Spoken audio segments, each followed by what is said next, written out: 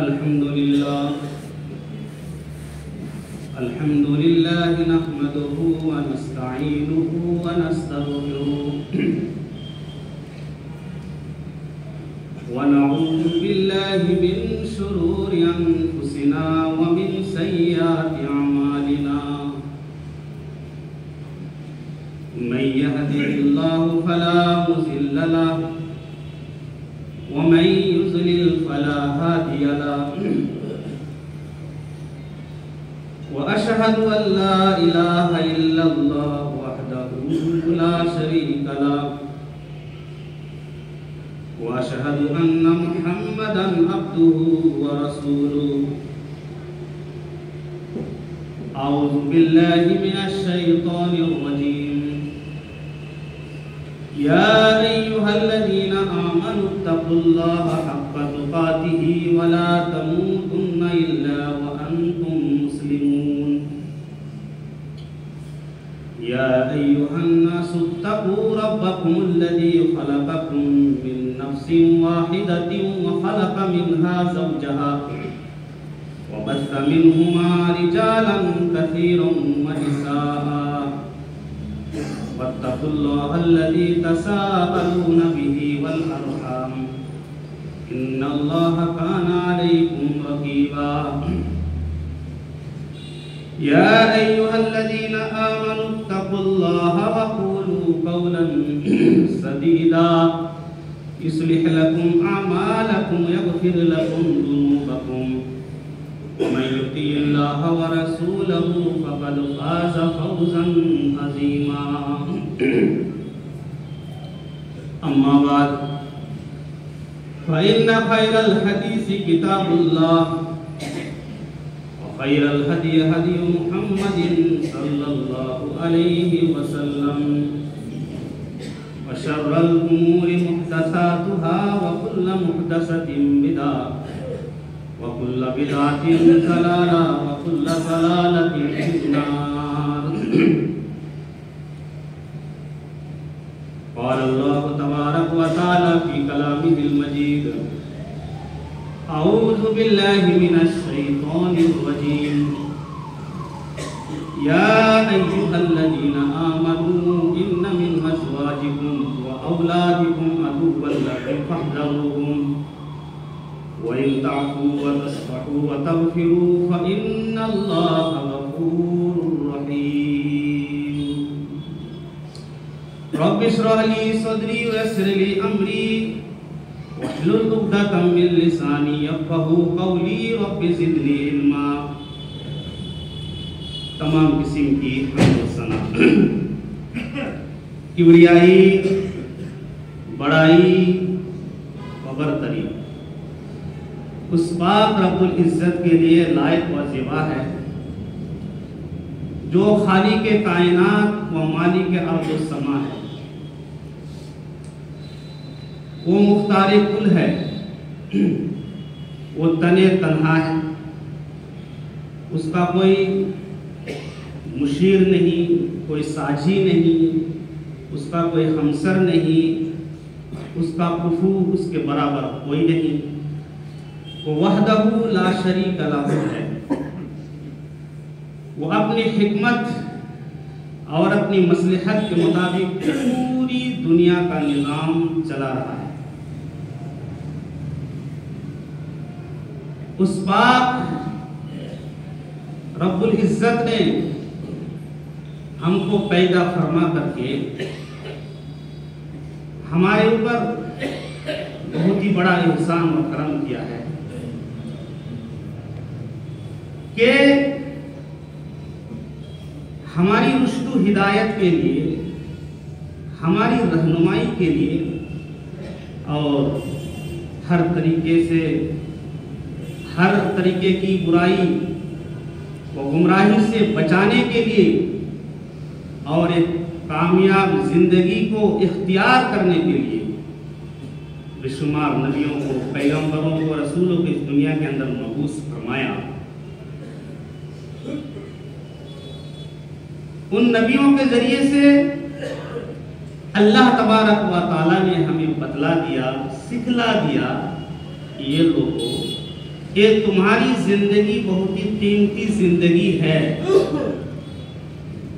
इसी जिंदगी के जरिए से तुमको उखरावी कामयाबी मिल सकती है और तुम्हारे लिए ही जन्नत तैयार की गई है। जन्नत किसी जानवर के लिए नहीं, दीगर मखलूक के नहीं, मखलूकात के लिए नहीं, बल्कि जिन व इंसान के लिए जन्नत तैयार की गई है। तो उस जन्नत के हुसूल के लिए तुम्हें इस जिंदगी को बेहतर करना पड़ेगा, वरना फिर दोज़ख और जहन्नम तैयार है। तो अल्लाह तबारक व तआला का बहुत ही बड़ा एहसान व करम है हम लोगों पर। एक तो जिंदगी बख्शी है, दूसरी बात यह है कि अहले ईमान में हमें शुमार किया है, तीसरी बात यह है कि पैदा करने के बाद नबियों के जरिए से हमें सिखलाया, बतलाया, तालीम दे दी और अल्लाह का पैगाम पहुंचा दिया। हज़ारा हज़ार दरूद व सलाम नाजिल हो उस हस्ती अक़दस मुक़द्दसा मुतहरा मुबारका पर जिनका नाम नाम गिरामी अहमद मुस्तफ़ा मुहम्मद रसूलुल्लाह सल्लल्लाहु अलैहि वसल्लम। मेरे मोहतरम बुजुर्गों, दोस्तों, आजीज़ साथियों, जो मौजू चल रहा था बहुत ही अहम मौजू है। कुछ बातें हो गई थी और कुछ बातें आपसे करनी है, क्योंकि इंसान इस दुनिया के अंदर आया है, वो हमेशा नहीं रहेगा। इस दुनिया को छोड़ के चले जाना है। उखरावी जिंदगी उसको बेहतर बनाने के लिए वहां के जो मरातिब और वहां के जो दर्जात है उसमें बुलंदी हासिल करने के लिए आपको क्या करना है? आप जब दुनिया छोड़ के जाते हैं, इंसान जब चला जाता है तो उसके वारिस रह जाते हैं, बीवी रह जाती है, बच्चे रह जाते हैं, बेटियां रह जाती हैं, बेटे रह जाते हैं, औलाद रह जाती है। अगर ये औलाद सही है तो फिर हमारे लिए नियामत है, हमारे लिए औलाद बतौर नियामत है। और अगर हमारे वारिस सही रहे, हमारी औलाद सही रही तो ये नियामत है। और अगर वो नाफरमान हो जाती है, औलाद रास्ते से भटक जाती है, तो हमारे लिए सहमत है, हमारे लिए तकलीफदेह चीज है, हमारे लिए नुकसान है और इसका अज़ाब भी बड़ा खतरनाक है। मेरे प्यारे साथियों, जब इंसान मर जाता है तो अमलों का सिलसिला खत्म हो जाता है। अमल कैसे पहुंचेगा? जो सत्ताई जारियों में से एक ये भी है कि औलाद सही है, नेक है, परहेजगार है, मुत्तकी है, नमाज पढ़ने वाली, रोजा रखने वाली, हक व बातिल को पहचानने वाली, हलाल व हराम को पहचानने वाली, अपने माँ बाप के लिए दुआ करने वाली औलाद, नेक काम सदका खैरात करने वाली। तो उसके जरिए से माँ बाप को क्या मिलता है? हालांकि वो मर चुके होते हैं, अल्लाह तबारक व तआला से वो सवाल करते हैं कि अल्लाह, इतनी तो नेकियां हमारी नहीं थी, इतना बड़ा तो मकाम नहीं था, मामूली सी नेकी थी, लेकिन हमारे दर्जात में बुलंदी हो रही है, हमारे दर्जात बढ़ रहे हैं, बड़ा मकाम बुलंद हो रहा है। वजह क्या है? उनसे कहा जाएगा, तुम नेक औलाद छोड़कर के आए हो ना, वो नेकियां कर रही है, नमाज पढ़ रही है, सदका खैरात कर रही है, अच्छे अच्छे काम कर रही है। तुम्हारी औलाद तुम्हारे बेटे की वजह से, तुम्हारी बेटी की वजह से, जो वो नेक काम कर रही है उसकी वजह से ये तुम्हारे दर्जात बुलंद हो रहे हैं, आखिरत में दर्जात बुलंद हो रहे हैं। और अगर आपने कुछ सिखाया नहीं, रास्ते से भटके हुए हैं, गुमराह हैं, गलत काम कर रहे हैं, नाफरमानियां कर रहे हैं, तो फिर आप और हम जिम्मेदार हैं। फिर अल्लाह तबारक व तआला पूछेगा, अल्लाह कहेगा, मैंने तो तुमको हाकिम बनाया था, सरबराह बनाया था, निगरां बनाया था, तुमको जिम्मेदार बनाया था, और तुम्हारी औलाद ये गलत काम कर रही है, इसका जिम्मेदार कौन है? सवाल होगा, जवाब देना भारी पड़ जाएगा। इसलिए अल्लाह तबारक व तआला इरशाद फरमाता है, या अय्युहल्लज़ीना आमनू इन्न मिन अज़वाजिकुम व औलादिकुम अदुव्वन लकुम फहज़रूहुम। ये ईमान वालों, तुम्हारी बीवियां और तुम्हारी औलाद तुम्हारे लिए दुश्मन है। अदुव्वन लकुम, तुम्हारे लिए दुश्मन है। फहज़रूहुम, तुम चौकन्ना रहो, मुहतात रहो, उनसे तुम बचते रहना। मेरे प्यारे साथियों, इसीलिए अपनी औलाद की सही तरबियत करो, उनको सही तालीम दो, उनको सही मनहज पर लाओ, ताकि तुम्हारे लिए बाइस रहमत बन सके। आपको क्या करना है? बच्चे बड़े हो रहे हैं, आपको तालीम देनी है, आपको तरबियत देनी है, माँ बाप पर जिम्मेदारी है। सबसे पहले उनकी जुबान से कलमा निकलवाओ, अल्लाह का नाम सबसे पहले आना चाहिए। मेरे प्यारे साथियों, इसकी मिसालें बहुत सारी हैं। नबी की सीरत हमारे लिए रोल मॉडल है। सहाबियात भी मौजूद हैं, सहाबा भी मौजूद हैं। वो किस तरीके से अपने बच्चों को सिखाते थे, वो किस तरीके से अपने बच्चों की तरबियत किया करते थे। आपने सुना नहीं, क्या आपने देखा नहीं? हजरत उम्मे सुलैम रज़ी अल्लाह ताला अन्हा है, शादी होती है काफिर से, मालिक बिन नदर शौहर है, शादी हो गई। हजरत उम्मे सुलैम एक औरत है, नेक औरत है, लेकिन मोमिना है, सालिहा है। बच्चा पैदा होता है, बाप चला गया परदेश में।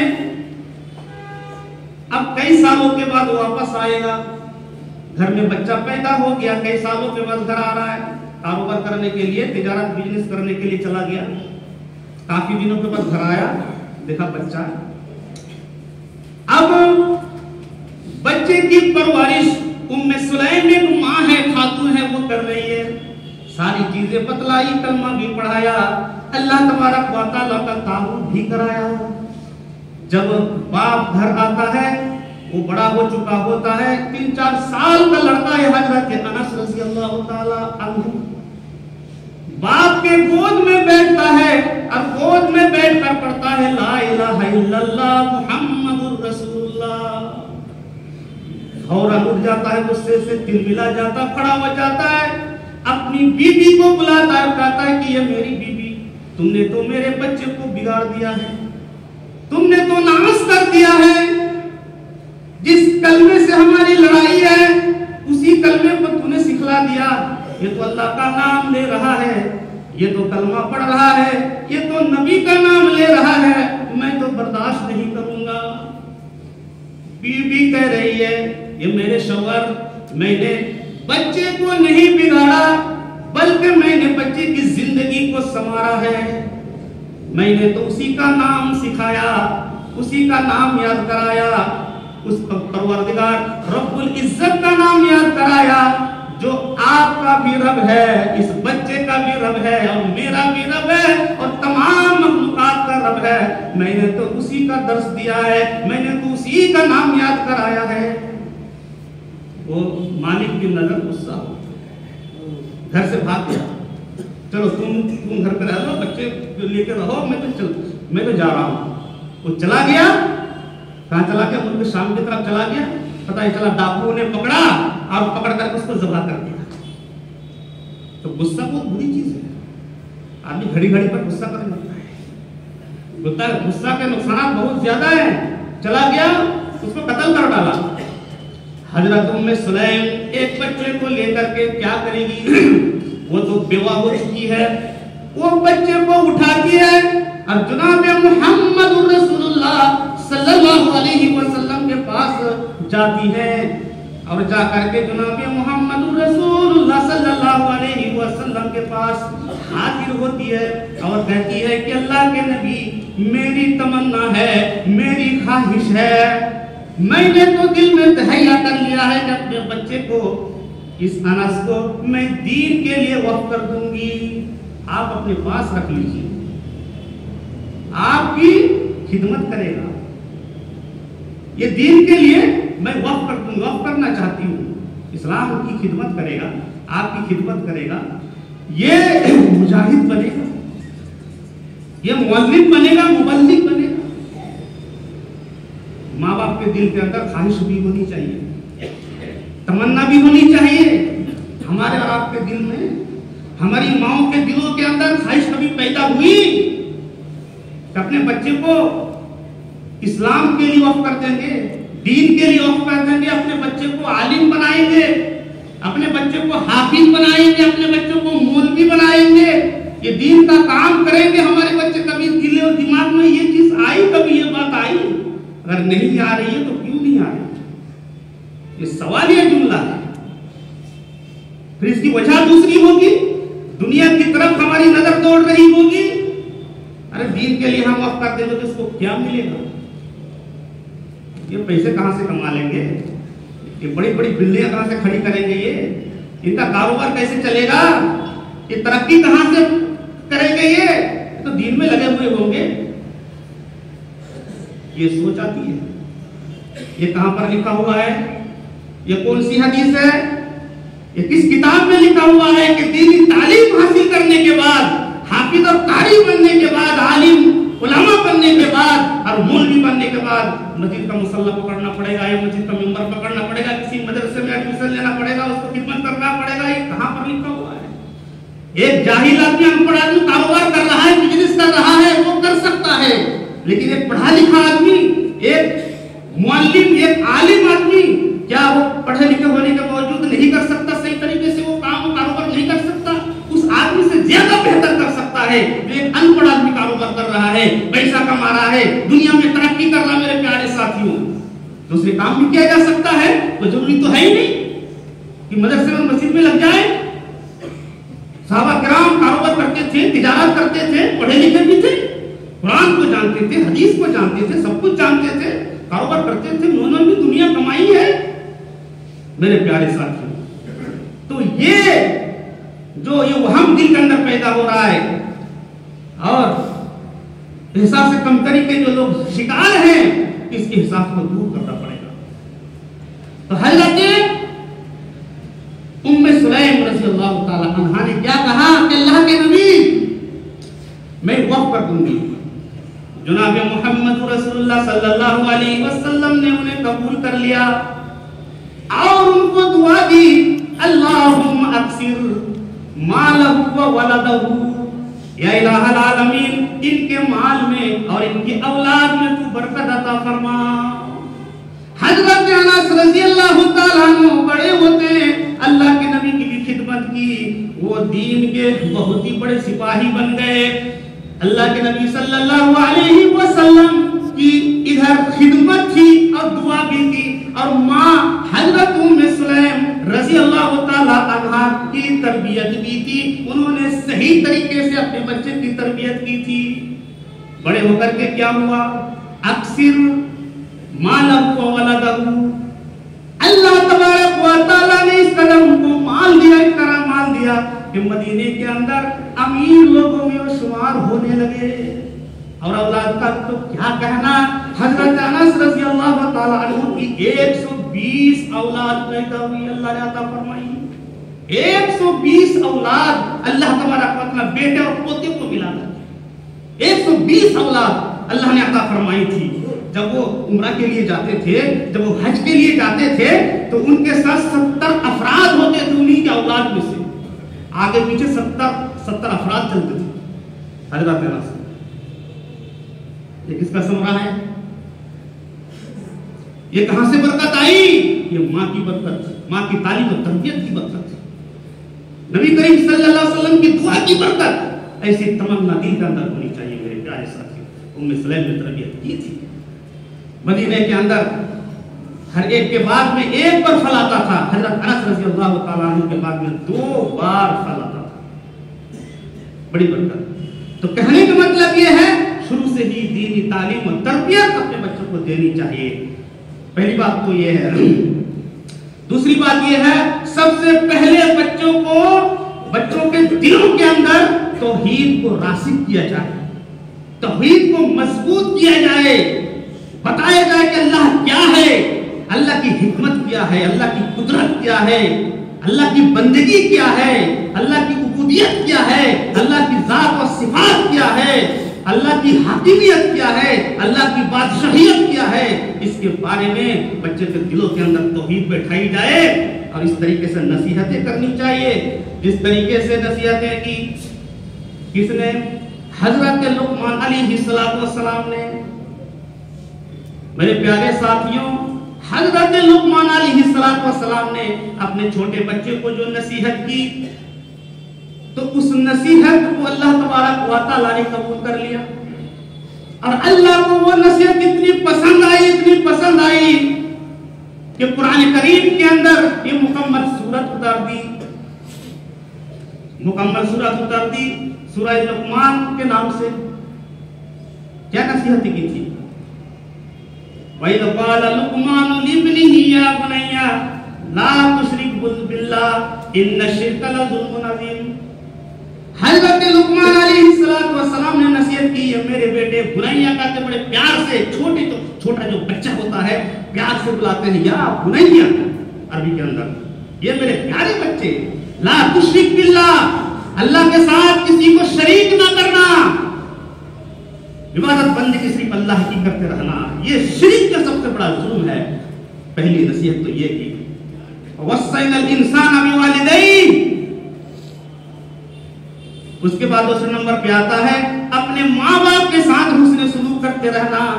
माँ बाप अगर काफिर है, गलत रास्ते की तरफ माँ बाप अगर बुला रहे हैं तो उनकी बात ना मानना, लेकिन दुनियावी एतबार से उनकी बातें मानना, उनकी खिदमत करना, उनके साथ भलाई करना, उनके साथ अच्छाई करना। या बुनैया इन्नहा इन तकुम मिस्काल हब्बतिन मिन खर्दलिन फतकुन फी सफरतिन औ फिस समावाति औ फिल अर्दि याति बिल्लाह। अपने प्यारे बच्चे, छोटे बच्चे को नसीहत कर रहे हैं, ये मेरे प्यारे बच्चे, चाहे वो नेकी छोटी हो या बड़ी हो, चाहे वो गुनाह छोटा हो या बड़ा हो, जर्रा बराबर चीज हो, चाहे वो चट्टान के अंदर हो या आसमानों के ऊपर हो या जमीन के नीचे हो, अल्लाह तबारक व तआला कल क़यामत के दिन उसको ला करके हाजिर करेगा। अपनी आंखों से तुम देख लोगे। फरमाया या बुनैया अक़िमिस सलाता वअमुर बिल मारूफ वन्हा अनिल मुनकर वस्बिर अला मा असाबक। ये मेरे प्यारे बच्चे, तुम जिंदगी भर नमाज की पाबंदी करते रहना, कभी भी नमाज ना छोड़ना और लोगों को अच्छाई का हुक्म देना, बुराइयों से रोकना, और जो भी मुसीबतें तुम्हारे सामने आए उन मुसीबतों पर तुम सब्र करते रहना, बर्दाश्त करना। ये नसीहतें कर रहे हैं हजरत लुकमान अलैहिस्सलाम। और फिर क्या कहा, वला तुसाइर खद्दक लिन्नास वला तमशी फिल अर्दि मरहा। ये मेरे प्यारे बच्चे, लोगों के सामने मुंह और गाल मत फुलाना, जरा सी बात पर, जरा सी रंजिश पर तुम लोगों से मुंह मत फेर लेना। ये तकब्बुर की निशानी है, मुंह फेर लेना, सही तरीके से बात ना करना, खंडा पेशानी से मुलाकात ना करना, ये तकब्बुर की निशानी। कह रहे हैं मेरे बच्चे, लोगों से मुंह मत फेर लेना, तकब्बुर मत करना और जमीन पर अकड़ते हुए मत चलना। अल्लाह तबारक व तआला इसको पसंद नहीं करता। और जब तुम जमीन पर चलो, वक़्सिद फी मश्तिका वग़ुज़ मिन सौतिक, तो शरीफों की चाल चलो, मुत्तकीन परहेज़गारों की चाल चलो शराफत के साथ, और अपनी आवाज को बुलंद ना करना, अपनी आवाज में मिठास लाओ, नरमी लाओ, शब्द लाओ। ये कौन नसीहत कर रहे हैं? हजरत लुकमान अलैहिस्सलाम अपने बच्चे को नसीहत कर रहे हैं। ये हमारे लिए आइडियल है, ये हमारे लिए नमूना है, ये हमारे लिए नसीहत और इबरत है। मेरे प्यारे साथियों, इस तरीके से नसीहत आपको करनी है जिस तरीके से मौत के वक्त हजरत याकूब अलैहिस्सलाम ने अपने बेटों को बुलाया। मौत करीब है, चारपाई पर लेटे हुए हैं, सारे बच्चों को बुलाया हजरत याकूब अलैहिस्सलाम ने, और क्या कहा, इज़ क़ाल लिबनीहि मा तअबुदून मिन बादी। ये मेरे लड़कों, ये बच्चों, बताओ मेरे बाद, मेरे मर जाने के बाद तुम किसकी इबादत करोगे? बताओ। क़ालू नअबुदु इलाहक व इलाहा आबाइका इब्राहीम व इस्माईल व इसहाक़ इलाहन वाहिदा। तमाम बेटों ने कहा, ये हमारे अब्बू जान, आप जब इस दुनिया से चले जाएंगे तो आपका जो रब है और अपने आबा व अजदाद का जो रब है, हजरत इब्राहीम का जो रब है, इस्माईल का जो रब है, इसहाक का जो रब है, उसी रब की इबादत हम करेंगे। इकरार लिया, वादा लिया अपने बच्चों से, अपनी औलाद से। तो अपने औलाद की फिक्र हर नबी ने की, अपनी औलाद की फिक्र हर सहाबा ने की, अपनी औलाद की फिक्र हर सहाबिया ने की। कभी छोटे में, कभी बड़े में, कभी जिंदगी में, कभी मौत के वक्त। ये नसीहत है मेरे प्यारे साथियों। अब जनाब मोहम्मद रसूलुल्लाह सल्लल्लाहु अलैहि वसल्लम क्या नसीहत कर रहे हैं, वो भी हमारे लिए नमूना है। हजरत इब्न अब्बास रज़ी अल्लाह ताला अन्हु कहते हैं, अल्लाह के नबी सल्लल्लाहु अलैहि वसल्लम के साथ मैं था, आपकी सवारी पर मैं बैठा हुआ था, पीछे था, अल्लाह के नबी आगे थे, मैं आपके साथ बैठा हुआ था और हम चल रहे थे। तो अल्लाह के नबी सल्लल्लाहु अलैहि वसल्लम ने फरमाया, या गुलाम, प्यार से बच्चे को कहते हैं, या गुलाम, मैं तुम्हें कुछ नसीहतें कर रहा हूं, इसको याद कर लेना, इसकी हिफाजत करना, तुम याद रखना, ये फायदा देने वाली चीज है। क्या नसीहत कर इब्न अब्बास को, बच्चा है, छोटा है, फरमाया तौहीद रासी कर रहे हैं, तौहीद को मजबूत किया जा रहा है। इहफज़िल्लाह यहफज़का, ये इब्न अब्बास, ये गुलाम, ये मेरे लड़के, ये मेरे बच्चे, सुन लो, तू अल्लाह की हिफाजत कर, अल्लाह तेरी हिफाजत करेगा। अल्लाह की हिफाजत कोई कर सकता है? अल्लाह तो सबकी हिफाजत कर रहा है। अल्लाह की हिफाजत का क्या मतलब? यानी अल्लाह के कानून की हिफाजत कर, शरीयत की हिफाजत कर, अल्लाह तेरी हिफाजत करेगा। फरमाया इहफज़िल्लाह तजिदहु तुजाहका, तू अगर अल्लाह की हिफाजत करेगा, अल्लाह के कानून और शरीयत की हिफाजत करेगा, तो तुम जहां कहीं भी रहोगे, तुम अल्लाह को पुकारोगे, अल्लाह तबारक व तआला तुम्हारी पुकार पर लब्बैक कहेगा, अल्लाह तुम्हारे सामने खड़ा हो जाएगा, यानी अल्लाह की मदद जरूर आएगी। इज़ा सालता फसअलिल्लाह, जब तुम सवाल करो तो अल्लाह ही से सवाल करो, अल्लाह के अलावा किसी से सवाल ना करना। वइज़स्तानता फस्तईन बिल्लाह, जब तुम किसी से मदद मांगो, जब तुम मदद मांगो तो अल्लाह ही से मदद मांगो, अल्लाह के सिवा किसी से मदद ना मांगना। नसीहत की जा रही है, ए मेरे बच्चे, या गुलाम, अगर दुनिया के सारे लोग इकट्ठे हो जाएं तुमको नफा पहुंचाने के लिए, तो तुमको नफा नहीं पहुंचा सकते हैं मगर उतना ही जितना तुम्हारी तकदीर में लिखा जा चुका है। जितना लिखा जा चुका है तुम्हारी किस्मत में, तुम्हारी तकदीर में, उतना ही नफा पहुंचा सकते हैं सारे लोग मिलकर के। और सारे के सारे लोग इकट्ठे हो जाएं तुम्हें नुकसान पहुंचाने के लिए, तो नुकसान नहीं पहुंचा सकते, मगर उतना ही तुम्हें नुकसान पहुंचेगा जितना नुकसान तुम्हारी तकदीर के अंदर लिखा हुआ है। रुफियतिल अक़लाम व जफ़्फ़तिस सुहुफ़, कलम उठा लिए गए, कलम उठा लिए गए, कलम को तोड़ के फेंक दिया गया, अब दोबारा तकदीर नहीं लिखी जाएगी। और जो स्याही है, जो कागज हैं, जो औराक हैं, वो खुश्क हो चुके हैं, ये तकदीर लिखी जा चुकी है, अब तो तुम अल्लाह ही पर भरोसा करो। ये नसीहत कर रहे हैं मेरे प्यारे साथियों। तो ये नसीहत नबी की नसीहत, पैगंबर की नसीहत, लुकमान अलैहिस्सलाम की नसीहत, सहाबियात की सीरत और सहाबा के वाक़ियत हमारे लिए इबरत है, हमारे लिए नमूना है, हमारे लिए आइडियल है कि अपने बच्चों को किस तरीके से तैयार करना है ताकि वो बच्चे हमारे लिए भाई से रहमत बन जाए। मेरे प्यारे साथियों, बच्चा 7 साल का हो गया, अब वो आपको क्या करना है? बच्चे बिगड़ रहे हैं, लेकिन आपको सबसे पहले क्या करना? मुरू औलादकुम बिस्सलाति व हुम अबनाउ सब'i सिनीन। जब 7 साल का बच्चा हो जाए तो नमाज का हुक्म दो, उनको मस्जिद में लेके आओ, साथ में 6 साल का 5 साल का मस्जिद में लेके आओ। आज मस्जिद से बच्चों को भगाया जाता है, मना है। मेरे प्यारे साथियों, बच्चे कब सीखेंगे? इस वक्त अगर बच्चे नहीं आएंगे तो बाद में रोते रहोगे, बच्चे फिर कभी नहीं आएंगे मस्जिद में। यही वक्त है मस्जिद में लाने का मेरे प्यारे साथियों। नहीं जी, हमारी नमाजों में खलल होता है। अल्लाह के नबी सल्लल्लाहु अलैहि वसल्लम सजदे में गए, हसन हुसैन पीठ के ऊपर चढ़ गए, अल्लाह के नबी ने सजदा को लंबा कर दिया ताकि सवार रहे मेरे पीठ पर, वो खेले मेरे पीठ पर पे। अल्लाह के नबी सल्लल्लाहु अलैहि वसल्लम कभी-कभी जो है जब ज्ञान फरमाते थे तो बच्चे को गोद में लिए हुए होते थे। जब रुकू सजदा करते तो बच्चे को रख देते थे, फिर रुकू सजदा करते, फिर उठते, फिर गोद में ले लेते। अल्लाह के नबी सल्लल्लाहु अलैहि वसल्लम की नमाज में खलाल नहीं हुआ। हमारी नमाज इतनी मजबूत हो गई कि हमारे नमाज में खलाल हो रहा है।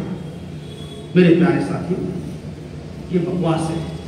अल्लाह के नबी सल्लल्लाहु अलैहि वसल्लम बच्चों को लेकर के नमाज पढ़ा करते थे, तो बच्चों को आने से मत रोको, बच्चे आएंगे नमाज पढ़ेंगे। शैतानी करते हैं, शरारत करते हैं। अगर शैतानी बच्चे ना करें, शरारत बच्चे ना करें, तो फिर वो बच्चा काहे के लिए है? बच्चा का काम ही है कि वो शरारत करे, शैतानी करे। वो बूढ़े थोड़ो ना है, वो जवान थोड़ो ना है, बच्चों का काम ही है, बर्दाश्त करना पड़ेगा, आदत डालनी पड़ेगी। बच्चों को साथ मिलाओ, नमाज पढ़ने के, नमाज की आदत डलवाओ। और फिर जो बच्चे घर में होते हैं, इसीलिए ये बड़ी हिकमत की बात बतलाई गई है कि वो लोगों फर्ज नमाज के बाद जो नौफिल सुनन है ना, सुन्नत घर में पढ़ा करो तुम। बच्चे देखेंगे, सीखेंगे, बहुत अच्छा असर पड़ता है। ये बड़ी हिकमत है मेरे प्यारे साथियों। तो नमाज की तलकीन करो, नमाज ना पढ़े तो सख्ती करो, डंडे उठाने की जरूरत पड़े तो हल्की मार के सब डंडे का भी इस्तेमाल करो। लेकिन नमाज बाप घर के अंदर आता है, बच्चों को पूछता है, बच्चे ट्यूशन गए थे कि नहीं गए थे, बच्चों ने खाना खा लिया, बच्चों की दवाई आ गई, बच्चों ने फला काम कर लिया, बच्चों की तबीयत सही है, पढ़ाई करी कि नहीं करी। लेकिन ये कोई नहीं कहता बच्चों ने नमाज पढ़ी या नहीं पढ़ी। कोई कहता है, कोई सवाल करता पूछते ही घर के अंदर बच्चों ने नमाज पढ़ी है ना पढ़ी। ये तालीम तरबियत है मेरे प्यारे साथियों। तो नमाज का हुक्म लो। और ये भी बच्चों की तालीम और तरबियत किस तरीके से देनी है। बाद वाक़ात ऐसे होते हैं कि बच्चे घर में होते हैं, मियाँ बीवी में लड़ाई झगड़ा चल रहा है। जब मियाँ बीवी लड़ाई झगड़ा करेंगे आपस में तो बच्चों पर क्या असर पड़ेगा। इसीलिए मना किया ये लोगों, वला तुकब्बिह, बीवी को बुरा भला मत कहो। अब वो भी बच्चों के सामने, ये आदत बन जाएगी बच्चों में। हमारे अब्बू गाली दे रहे हैं, हमारी माँ रूठ रही है, या शौहर की नाफरमानी कर रही है, बाप की नाफरमानी कर रही है, वही आदत रह जाएगी बच्चों के सामने। मियाँ बीवी की लड़ाई बहुत ही खतरनाक है, इससे बाज आ जाना चाहिए मेरे प्यारे साथियों। बच्चे को झूठ की आदि ना डलवाइए, ये बहुत ही खतरनाक चीज है। बच्चों को नसीहत करें, वसीयत करके मेरे बच्चे कभी झूठ मत बोलना, कभी झूठ ना बोलना, कुछ भी हो जाए। लेकिन आज क्या होता है, बच्चे झूठ नहीं बोलते, बच्चों को सिखाया जाता है। और बच्चों का दिमाग जो है, बच्चों का जो जहन होता है वो कोरा होता है, वो हर चीज नोट करते हैं माँ बाप क्या कर रहे हैं। बच्चे होते हैं नक्काल, नक्काली करते हैं, झूठ। कोई आया तुम्हारे अब्बू घर में, अब अब्बू बैठा हुआ है और अपने ही बच्चे से वो कह रहे हैं कि बता दो कि अब्बू घर में नहीं है। वो जाके बच्चा बता देता है। तो झूठ किसने सिखाया? माँ बाप ने सिखाया। घर में बैठा हुआ है, कभी कभी बच्चे सच बोल देते हैं, बच्चे मन के सच्चे होते हैं, कभी कभी सच बोल देते हैं। आके बोलता है अब्बू कह रहे हैं कि अब्बू घर में नहीं है। मेरे प्यारे साथी, तो ये झूठ बुलवाया जा रहा है। अब्दुल्लाह बिन आमिर रज़ी अल्लाह तआला अन्हु कहते हैं कि जनाब मोहम्मद रसूलुल्लाह सल्लल्लाहु अलैहि वसल्लम हमारे घर में तशरीफ रखे हुए थे, बैठे हुए थे। मेरी अम्मी ने मुझे बुलाया, इधर आओ, मैं कोई चीज दूंगी तुम्हें। मैं आ गया। अल्लाह के नबी सल्लल्लाहु अलैहि वसल्लम ने उस औरत को बुलाया। अब्दुल्लाह बिन आमिर की माँ को कहा कि तुमने जो कहा था कि मैं कोई चीज दूंगी, तुमने दिया है? तो उन्होंने कहा कि हाँ। क्या? हुजूर हमने दी है। अल्लाह के नबी ने कहा कि अगर तुम ना देती, अगर तुमने यूं बुला ली होती इधर आओ और फिर ना देती, तो अल्लाह के यहाँ तुम्हारे लिए झूठ लिख दिया जाता कि तुम झूठी हो। ये है अब्दुल कादिर जिलानी रहमतुल्लाह अलैह। जब छोटा था तो उनकी माँ भेज रही है पढ़ने के लिए कि जाओ बेटा, और बनियान वाली जो जेब थी उस जेब के अंदर जो है 40 दीनार रख दिए। ऊपर से पता नहीं चल रहा, अंदर वो दीनार था अंदर। रास्ते में डाकू ने पकड़ा, और भी लोग थे, हाँ, छीन लिए, सारा माल छीन लिया गया। नहीं मिला। किससे पूछा तुम्हारे पास कुछ है? तो उन्होंने कहा कि हाँ मेरे पास है। क्या? 40 दिनार है। कहाँ पर है? अंदर है। उन्होंने निकाल के दिया। तो डाकू ने पूछा कि तुम अगर कहते तो मेरे पास नहीं है तो तुम बच जाते, तुम्हारा पैसा ही बच जाता, दिनार बच जाता, हम लेते नहीं, तुमने सच क्यों बोल दिया? तो उन्होंने कहा कि मेरी माँ ने वसीयत की और नसीहत की कि बेटा तुम जा रहे हो पढ़ने के लिए, तुम कभी भी झूठ मत बोलना, इसी में तुम्हारे लिए फायदा है, इसी में तुम्हारे लिए नजात है। माँ की वसीयत की बुनियाद पर मैंने सच कहा और पैसे निकाल के तुमको दे दिए। सारे डाकू मुतासिर हुए और ईमान लाए, मुसलमान हो गए, डकैती को छोड़ दिया, चोरी छीना झपटी छोड़ दी, सारे के सारे हो गए साले नेक। ये असर होता है। मेरे प्यारे साथियों, बच्चे के सामने नशावर चीजों का इस्तेमाल ना किया जाए, ये बहुत मुहलिक बीमारी है।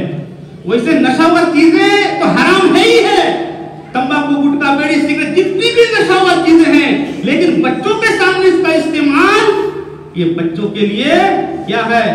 बहुत ही ज्यादा मुहलिक है और खतरनाक चीज है। बाप बीड़ी पी रहा है, सिगरेट पी रहा, बच्चे देख रहे हैं, बच्चे तो नक्काल होते हैं। बाप के मुंह से धुआं निकल रहा है, मेरे मुंह से धुआं कब निकलेगा?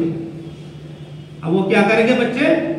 वो कागज की बीड़ी, कागज का सिगरेट बना करके वो फिर मुंह में डालेंगे और फिर जला करके वो जो है खींचेंगे और धुआं निकालेंगे। बहुत सारे बच्चों को देखा गया है, नकल करते हैं। नहीं, उनके सामने नहीं। बाप क्या करते हैं? नशावर चीजें मंगाते हैं अपने बच्चों से, जाओ गुटखा लेकर के आओ, तंबाकू लेकर के आओ दुकान से। बच्चों पर बहुत ही गलत असर पड़ेगा। इन चीजों से परहेज करें आप मेरे प्यारे साथियों। बच्चे को हलाल और हराम की पहचान आप बताएं। ये मेरे बच्चे कौन सी चीज हलाल है, कौन सी चीज हराम है। जनाब मोहम्मद रसूलुल्लाह सल्लल्लाहु अलैहि वसल्लम मस्जिद के अंदर बैठे हुए हैं। हजरत हसन आए, एक खजूर उठा करके मुंह में डाल ली। अल्लाह के नबी सल्लल्लाहु अलैहि वसल्लम इधर आओ, तक इसको निकालो। अल्लाह के नबी ने उंगली डाली हलक में उंगली डाल करके निकाल करके फेंक दिया और हसन को समझाया, बताया कि तुम्हें मालूम हो जाना चाहिए कि ये सदके की खजूर है, मैं सदका नहीं खाता, हमारे खानदान सदका नहीं खाते, हमारे लिए हराम है, ये हलाल नहीं है, कभी इस्तेमाल ना करना। हलाल व हराम की पहचान दिलाई अल्लाह के नबी सल्लल्लाहु अलैहि वसल्लम ने बताया। और फिर अदब व अखलाक के एतबार से अल्लाह के नबी सल्लल्लाहु अलैहि वसल्लम बैठे हुए हैं। एक साहब रसूल वो कहते हैं मैं बैठा हुआ था, अल्लाह के नबी के बिल्कुल छोटा बच्चा था और मैं खा रहा था, तो मेरा हाथ प्लेट में घूम रहा था, तो अल्लाह के नबी सल्लल्लाहु अलैहि वसल्लम का सम्मी लाओ तुम नहीं, ये बच्चे अल्लाह का नाम लो, खाना खाओ और दाहिने हाथ से खाओ और अपने तरफ से खाओ, पानी पियो, उसके लिए 5 वसूल तुमको याद होना चाहिए। गटगट करके पानी मत पीना। 5 वसूल, 5 कायदे हैं पानी के। ये इस्लाम है, इस्लाम शिक्षा देता है, इस्लाम तालीम देता है। बिस्मिल्लाह पढ़ो, दाएं हाथ से पानी पियो 2, बैठकर पानी पियो 3 सांस में पानी पियो 4, पानी जब पी चुको तो कहो अल्हम्दुलिल्लाह। 5 वसूल के साथ पानी पिया जाता है, इसका नाम है इस्लाम। इसकी तालीम दो मेरे प्यारे साथियों। औलाद के दरमियान अदल इंसाफ करो, चाहे छोटे हों, बच्चे छोटे हैं, 4 बच्चे हैं, 3 बच्चे हैं, आप चीज लेके आ रहे हैं, सबके लिए बराबर चीज लेके आओ और एक ही तरह की चीज लेकर के आओ। ये बच्चे नोट करते हैं, वहां नाइंसाफी नहीं होनी चाहिए, किसी को ज्यादा दे दी, किसी को कम, किसी को दूसरी चीज, किसी को दूसरा सामान नहीं, एक ही बराबर अच्छा असर पड़ेगा बच्चों की जिंदगी में। और फिर बड़े होने के बाद बच्चों के दरमियान कोई चीज तकसीम करो, कोई चीज दो तो सबको बराबर दो। इसमें यही हिकमत है, किसी को कम दे दिया, किसी को दिया ही नहीं। नोमान बिन बशीर रज़ियल्लाहु ताला अन्हु कहते हैं कि अल्लाह के नबी सल्लल्लाहु अलैहि वसल्लम के पास मेरे वालिद साहब आए, मुझे लेकर के अल्लाह के नबी से कहा, अल्लाह के नबी मैं इस बच्चे को कुछ देना चाहता हूँ, आप गवाह बन जाइए। अल्लाह के नबी ने कहा कि क्या तुमने दूसरे बच्चों को देने का इरादा किया है, ना सिर्फ किसी को दोगे? उन्होंने कहा कि नहीं, सिर्फ किसी को मैं दूंगा। अल्लाह के नबी ने कहा इत्तकुल्लाह वादिलु औलादिकुम, अपने बच्चों के दरमियान इंसाफ करो और तुम्हारी इस चीज पर मैं गवाही बन सकता, ये जुल्म है, तुम नहीं दे सकते, सबको दो। तो इंसाफ होना चाहिए बच्चों के दरमियान मेरे प्यारे साथियों। इसी तरीके से अपने बच्चों को सोशल मीडिया से दूर रखा जाए। मोबाइल जो हम दे रहे हैं ये जहर है, गुड़ में मिला करके और शक्कर के साथ मिला करके वो एक जहर है, मीठा जहर। मेरे प्यारे साथियों क्या करेंगे बच्चे? लोग कहते हैं कि बड़े बच्चे परेशान कर रहे हैं बहुत ही ज्यादा, मोबाइल छोड़ते ही नहीं है, छोड़ते नहीं। तो बच्चों की कमाई क्या है? बच्चों का कौन सा कारोबार चल रहा है? बच्चों का कौन सा बिजनेस चल रहा है? बच्चों के पास पैसे कहां से आए? नहीं आएगी, वो कमाते नहीं। तो फिर उसको मोबाइल दिया किसने? बाप ने खरीद के दिया है। गलती तो आपने कर दी मेरे प्यारे साथियों। अब क्या करोगे सर पीट के? मेरे प्यारे साथियों, उनको दूर रखने के लिए मोबाइल से क्या करना पड़ेगा? आपको टाइम देना पड़ेगा, बच्चों के साथ आपको खेलना भी पड़ेगा, बच्चों को खिलाना भी पड़ेगा, खिलौने भी लाके देने पड़ेंगे बच्चों को, स्पोर्ट ग्राउंड का इंतजाम भी करना पड़ेगा। जब उधर ध्यान मुंतकिल हो जाएगा तो छोड़ देगा अपने आप। और उनके सामने खुद भी मोबाइल देखने से परहेज करें, क्योंकि आप अगर देखोगे आप बच्चों को रोकोगे तो नहीं मानेगा। मेरे प्यारे साथियों, उनको कंट्रोल कीजिए, टाइम टेबल बनाइए। आप 1 घंटा, पूरे 24 घंटे में 1 घंटा मिलेगा, वो भी मेरे सामने तुम देखना। ऑनलाइन की पढ़ाई है, आपको इल्म होना चाहिए कि कई बजे से कई बजे तक बच्चे पढ़ रहे हैं, आपको इल्म होना चाहिए। वक्त खत्म हो रहा है मेरे प्यारे साथियों। कहने का मतलब ये है, इन तमाम चीजों से, मोबाइल से, सोशल मीडिया से बच्चों को रोकना पड़ेगा। और जो टीवी के चैनल हैं, प्रोग्राम्स होते हैं, हर नौजवान भी देखता है, हर बूढ़ा भी देखता है, हर औरत भी देखती है, हर बच्चा भी देखता है। और वो दज्जाली फितने हैं, छोटे छोटे फितने, तो छोटे छोटे तो दज्जाल निकल चुके हैं। अभी बड़े, जो बड़ा वाला दज्जाल है वो अभी आना बाकी है उसका, वो अभी आएगा। छोटे छोटे दज्जाल एक टीवी में चलता है बिग बॉस के नाम से, ये सबसे बड़ा फितना है। उसके अंदर ये तस्वुर किया जाता है, तासुर दिया जाता है कि गैर महरम के साथ उठना, बैठना, लेटना, सोना, जागना सब जायज है। हमारे छोटे छोटे बच्चे बिग बॉस देख रहे हैं, हर एक की जुबान में वो लफ्ज निकल रहा है, बिग बॉस का लफ्ज सुनने को आ रहा है कि ये होगा, ये होगा, उसको इनाम मिला, इसको इनाम मिला। वो सबसे बड़ा फितना है। इन तमाम चीजों से परहेज करें, बच्चों का समय कंट्रोल करें मेरे प्यारे साथियों। और रात में जब सोए तो आप क्या करें? सबसे अहम चीज मां के लिए ज्यादा जरूरी है कि बच्चों को सुलाए रात में तो सहाबा और नबियों के किस्से बयान करें। एक बच्चा पढ़ रहा था स्कूल में, टीचर ने पूछा, एक बच्चा एक तक उठाया, बच्चा तुम क्या बनोगे? किसी ने कहा मैं टीचर बनूंगा, उसने कहा मैं साइंटिस्ट बनूंगा, एक बच्चे ने कहा मैं डॉक्टर बनूंगा, एक बच्चे ने कहा मैं साइंसदान बनूंगा। अपनी अपनी बात। एक बच्चा उठता है और क्या कहता है कि मैं सहाबी बनूंगा। क्या कह रहा कि मैं सहाबी बनूंगा। बड़ा ताज्जुब हुआ। वजह क्या है? जब तहकीक की गई तो पता चला, जब अपनी माँ के साथ ये बच्चा रात में लेटता है तो इसकी माँ रोजाना नबियों और सहाबी के किस्से सुनाती है, सहाबी के वाकयात सुनाती है। सहाबी को वाकयात सुनने के बाद सहाबी की अजमत और सहाबी की मोहब्बत उसके दिल के अंदर बैठ जाती है और वो उठ के कहता है कि मैं सहाबी बनूंगा। मेरे प्यारे साथियों, ऐसी तालीम और तरबियत होनी चाहिए। और इसके बावजूद बच्चे बिगड़े हुए हैं, कुछ नहीं है आपके हाथ में, तो आप क्या करें? अल्लाह ने बताया, नबी करीम सल्लल्लाहु अलैहि वसल्लम ने, रात में उठो, 2 रकात नमाज पढ़ो, मुसल्ले में बैठ जाओ, अल्लाह से दुआ करो, अल्लाह ऐसी औलाद तो तेरे से मैंने नहीं मांगी है। मैंने तो ये कहा था, रब्बना हब लना मिन अज़वाजिना व ज़ुर्रिय्यतिना क़ुर्रता अय्युन वजअलना लिल मुत्तक़ीना इमामा। ये अल्लाह मैंने तो ये मांगी थी कि ऐसी औलाद अता फरमा, आंखों के लिए ठंडक बने, लोगों के इमाम बने। ये नाफरमान औलाद हो गई, अल्लाह इसको सुधार दे, दुरुस्त कर दे, इसकी इस्लाह फरमा दे। रात को उठ करके दुआ करें औलाद के लिए, औलाद को मारना पीटना बंद करें, उनके लिए दुआएं ज्यादा करें। अल्लाह तबारक व तआला से दुआ है कि अल्लाह आलमीन हमें कहने सुनने से ज्यादा अमल करने की तौफीक अता फरमा। या इलाहुल आलमीन, सही मानों में कुरान सुन्नत के मुताबिक अपने बच्चों की सही तालीम और तरबियत देने की तौफीक अता फरमा। या इलाहुल आलमीन, जो परेशान है अल्लाह उनकी परेशानी को दूर फरमा। और जब तक हमको इस दुनिया के अंदर ईमान व इस्लाम के साथ, जब हमारा खात्मा हो तो ईमान के साथ हो। वाखिर दाअवाना अल्हम्दुलिल्लाहि रब्बिल आलमीन।